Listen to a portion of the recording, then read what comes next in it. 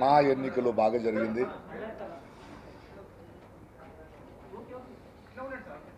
ఎప్పుడూ లేనంత ఒక చైతన్యంతో దాదాపు 650 మంది మెంబర్స్ ఈ ఎన్నికలో పాల్గొన్నారు. ముందు మంచు విష్ణు గారికి, శివబాలాజీ గారికి, రఘుబాబుకి, గెలిచిన ప్రతి ఒక్కరికి పేరు పేరున కంగ్రాచులేషన్స్. ఒక అసోసియేషన్ కోసం వచ్చారు, మీ హామీలు ఇచ్చారు. అక్కడున్న సమస్యలు ఏంటో నాకు తెలుసు, మీకు తెలుసు. ఇద్దరు కలిసి విశ్లేషించాం.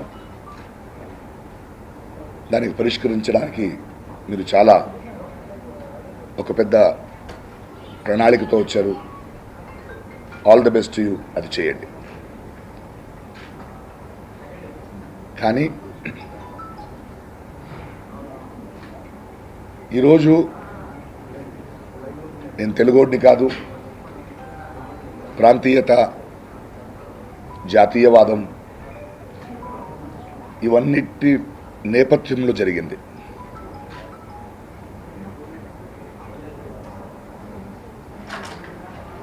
బైలాస్ మార్చాలి, తెలుగోడు కానివాడు ఓటేయొచ్చు బట్ నిలబడకూడదు అనే నినాదం స్టార్ట్ చేశారు. మీరు వచ్చిన తర్వాత ఆ బైలాస్ని మార్చుతానని కూడా చెప్పారు. ఏం చేయను, నా తల్లిదండ్రులు తెలుగోళ్ళు కాదు, అది నా తప్పు కాదు, వాళ్ళ తప్పు కూడా కాదు. ఒక అసోసియేషన్కి ఒక నాయకత్వం వహించిన మీకు తెలుగోళ్ళు మాత్రమే ఉన్నారన్నారు. దాన్ని మెంబర్స్ అనుమోదించారు, వాళ్ళు ఎన్నుకున్నారు. ఒక తెలుగు బిడ్డని, ఒక తెలుగోడిని, ఒక మంచు బిడ్డని. మంచిదే, దాన్ని నేను స్వీకరించాలి. కానీ ఒక కళాకారుడిగా నాకంటూ ఒక ఆత్మగౌరవం ఉంటుంది. అందువలన మంచు గారు, మా సదస్యత్వానికి నేను రాజీనామా ఇస్తున్నా. ఇది నాకు ప్రేక్షకులకు ఉన్న బంధం. సినిమాలు చేస్తూ ఉంటా, నాకు దర్శకులకు ఉన్న బంధం, నాకు రచయితలకు ఉన్న బంధం, నాకు నిర్మాతలుగా ఉన్న బంధం కొనసాగుతుంది. బట్ వచ్చే రోజుల్లో నువ్వు అతిథిగానే ఉండాలి అంటే ఆ అసోసియేషన్కి నేను మెంబర్గా ఉండకూడదు. ఎందుకంటే అది కదా ఇవాళ నువ్వు ఉండకూడదని చెప్పినందుకు. దీన్ని నేను ఏదో నొప్పితో కాదు, దాన్ని స్వాగతిస్తా. పెద్ద పెద్ద నటులైన మోహన్ బాబు గారు కానీ, చాలా సీనియర్స్ కానీ, కోట శ్రీనివాసరావు గారిని చాలా గౌరవిస్తాను. వాళ్ళని మా చలపతిరావు తనయుడు రవికుమార్, నా తోటి కళాకారుడు, మీరందరూ ఓపెన్గా చెప్పారు అతిథిగా వస్తే అతిథిగా ఉండాలి. అతిథిగానే ఉంటా, అతిథిగానే ఉంటా. మీరు అనుకున్నది జరిగింది.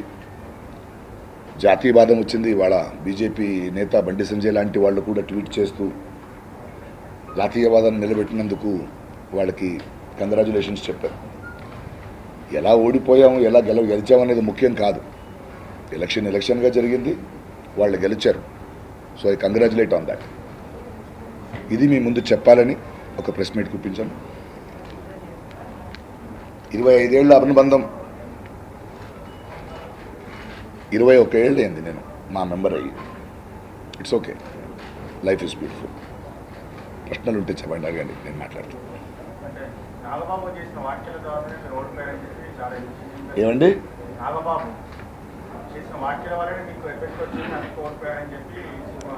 ఇది వ్యక్తిగతం కాదు కదా. ఏం చెప్పినా మెంబర్స్ డిసైడ్ చేశారు, మెంబర్స్ ఎన్నికలు వేశారు. నాగబాబు గారు ఒక ఓటు వల్ల నేను గెలవలేదు కదా. ఉండొచ్చు, ట్రెండ్ మారొచ్చండి. నాగబాబు గారు చెప్పొచ్చు, చాలామంది మాట్లాడొచ్చు. బట్ ఎన్నుకున్న మెంబర్స్ వాళ్ళు ఎన్నుకున్నారు కదా, వాళ్ళ మనసులో అది ఉంది కదా. అది కదా ముఖ్యం మనకి. ఇది నాగబాబు గారిని ఓడించడం కాదు కదా.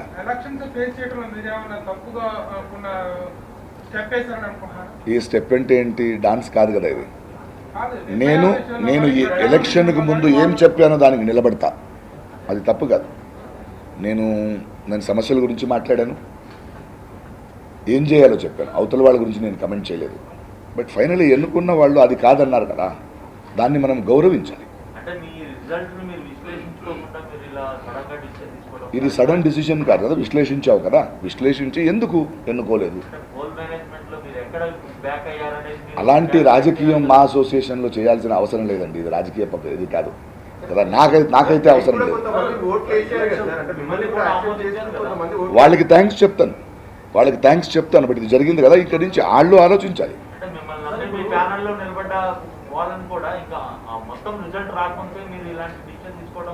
ఏమండి, నేను నా కోసం మాట్లాడతాను. నా ప్రేమల ముందు సినిమా బిడ్డలు మనం ఒకటిగానే ఉంటాం. ఇవాళ తోటి సహాయకారులు ఏదైనా కావాలంటే చేస్తాం, అది కాదని చెప్పలేదు నేను. బట్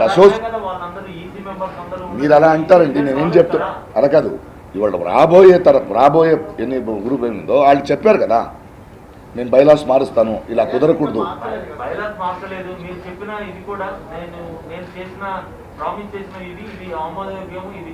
అది చేస్తాం, అది మా మెంబర్ అవ్వాల్సిన అవసరం లేదు కదా దానికి. అబద్ధాలు నేను నమ్మను, మీరు నమ్ముతారా? నేను అబద్ధాలు నమ్మను, మీరు నమ్ముతారా? నేను అబద్ధాలని నమ్మను, మీరు నమ్మితే నమ్మండి. వన్ బై వన్ అందరికీ ఆన్సర్ ఇస్తాను, 1 by 1.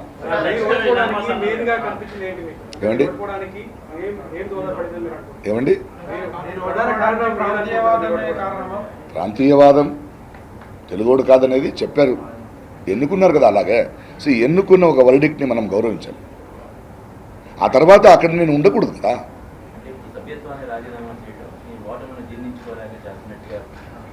దాన్ని జీర్ణించుకున్నాను కాబట్టి యుద్ధభూమి ఏంటండి? కురుక్షేత్రం కాదది.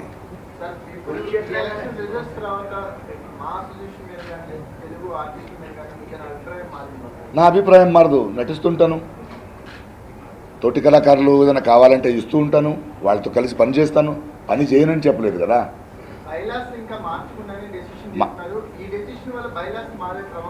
తెలీదండి, మారుస్తానని చెప్పారు, ఆ హామీ కూడా ఇచ్చారు కదా.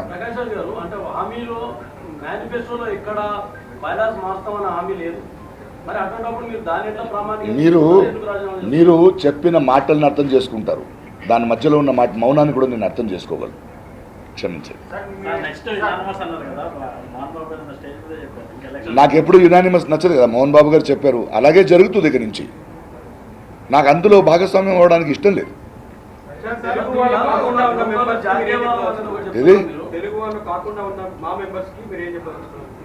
అది వాళ్ళ విజ్ఞప్తికి వదిలేస్తాను. వాళ్ళు అతిథిగా ఉంటారంటే ఉంటారు.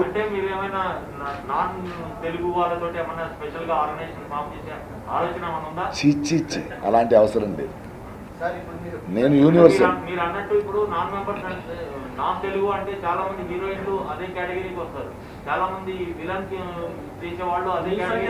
వాళ్ళు ఒక నిమిషం, వాళ్ళు పని చేయకూడదని విష్ణు గారు చెప్పలేదు కదా. కాదు ఒక నిమిషం. అరే దానికి ఆన్సర్ ఇవ్వాలా వద్దా? నేను బంగారం కూర్చో ఒక నిమిషం. ఆయనకు ఆన్సర్ ఇచ్చిన తర్వాత నీకు చెప్తా. వాళ్ళు ఎప్పుడు కూడా నాన్ తెలుగు పీపుల్ యాక్ట్ చేయకూడదని చెప్పలేదు కదా. సో అందుకెందుకు వస్తుంది? అవసరం లేదండి. అవసరం లేదంటే మళ్ళీ అదే అడుగుతారేంటి మీరు? అవసరం లేదు, అంత సంకుచితుని కాదు నేను. చెప్పండి. నా ఆత్మగౌరవం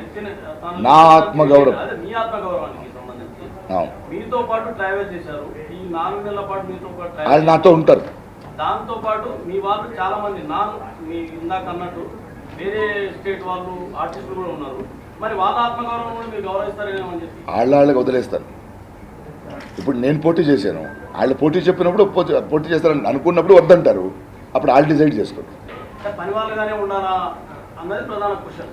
అలా ఉండలేను అంటున్నా. విష్ణుకి ప్రకాష్ గారి మధ్య దాదాపు 100 ఓట్లు అండి.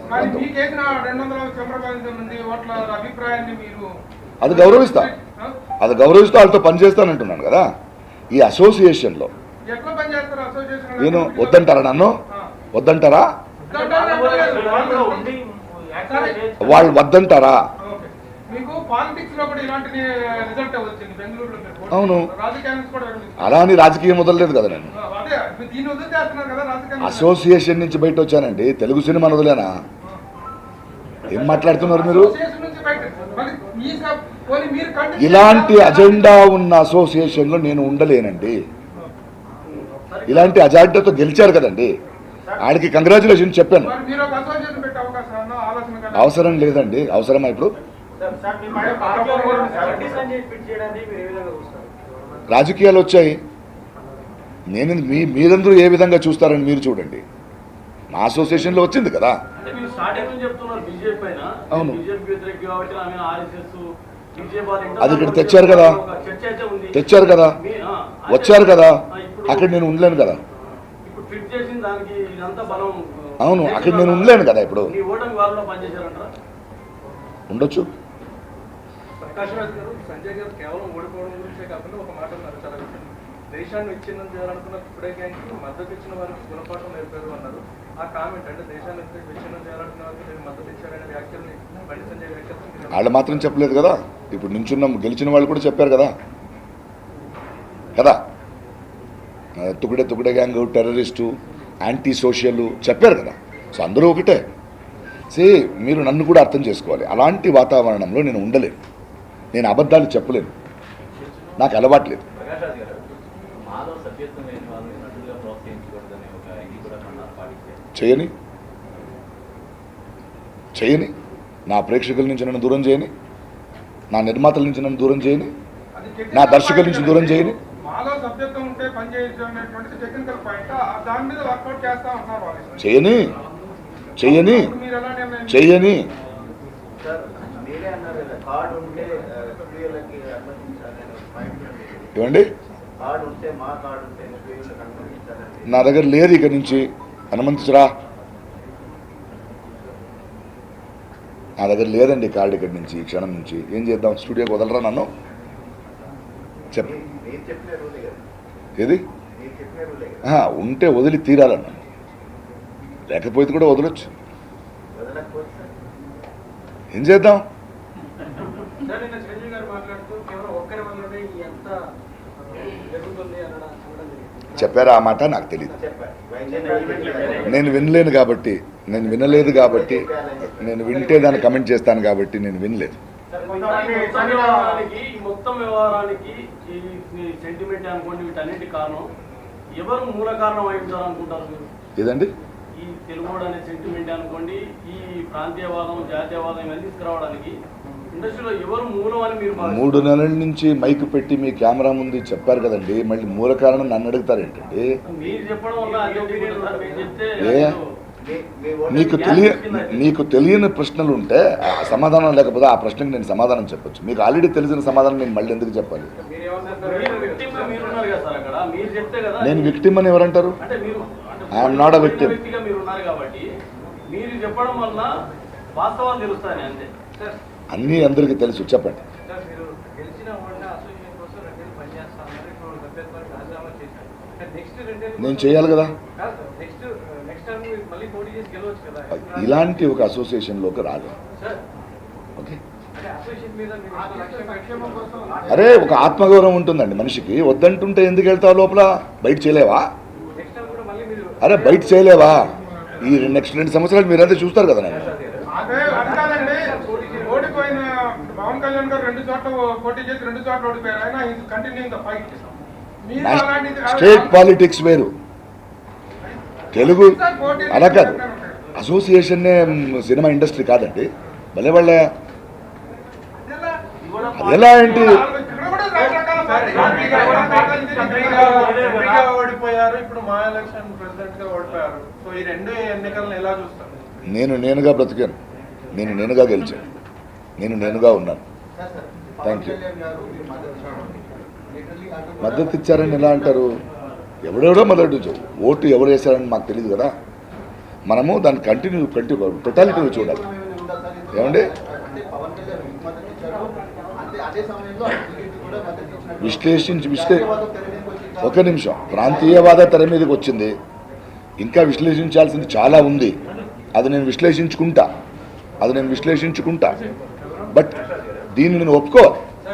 ఒక ఎన్నుకున్నారు కదా, ఆ మ్యాండేట్ని ఒప్పుకోవాలి. సార్, మొదటి నుంచి మోహన్ బాబు గారు వైఎస్ పేరు రిజైన్ చేశారు. మాలో ఓడిపోయినందుకు మీ సభ్యత్వాన్ని రద్దు చేస్తారు. అలాగే రాజకీయ ఓడిపోయినందుకు కాదు, వాళ్ళు ఎన్నుకున్నారు, వాళ్ళు డిసైడ్ చేశారు. I have respecting the mandate.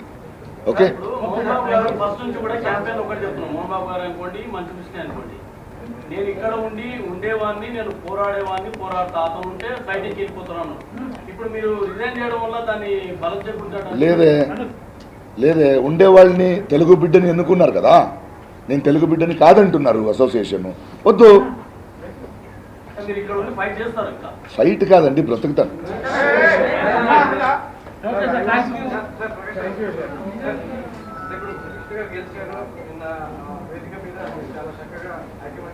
చెప్పాలి కదండి, గెలిచిన వాడికి మనం ఉండాలి కదా.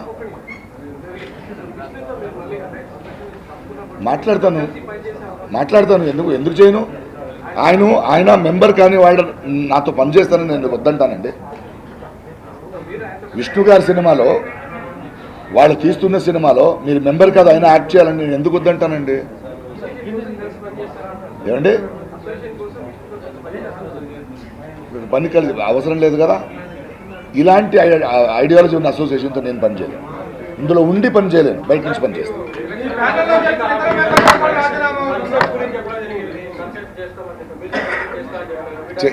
ఇస్తాను, దానికి దీనికి సంబంధం లేదు కదా.